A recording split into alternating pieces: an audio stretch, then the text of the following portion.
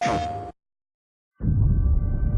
greatest thing about working on a Spider-Man game is that you're working on a Spider-Man game.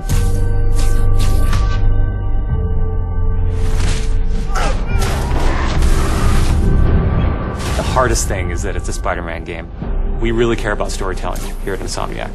And I think that's how we go into every day we come here. There's this push to really get it right. One of the most compelling things about Spider-Man is just when Peter Parker and Spider-Man's worlds collide. And we've tried really hard to weave the two stories together to create a story that is not necessarily just a superhero story, but a human story as well.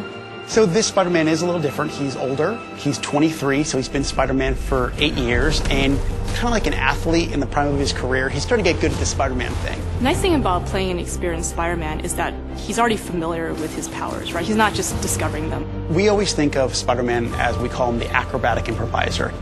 He's looking for not only how he can take advantage of the way the enemies are positioned, but what around him. Could he use this object to grab with his webs and throw at an enemy? We want people to not only see the enemies in front of them, but the environment around, to take advantage of both of them. He also knows that the criminals out in the city know how he works as well, so he's got to mix it up. So even though he is more experienced, the challenges are going to be bigger than he's ever faced before. Spider-Man has a rich history of having great stories. The core of our story is this duality between being Peter Parker and being Spider-Man. What's cool about Mr. Negative is that he also has a duality. He's got his positive side as Martin Lee, who runs the homeless shelters in the city, but he also has his negative side. When Peter makes the connection that the leader of the inner demons is the guy who my aunt works for, we got the perfect collision of those two worlds.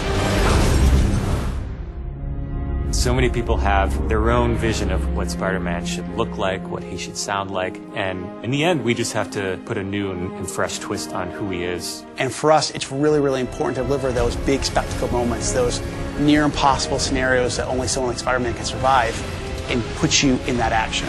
You got this, you got this, you got this! We understand what this character means to people in here, and we're making this game with a lot of heart, and we're going to do whatever it takes to give people the ultimate Spider-Man experience, the game that they've been waiting for.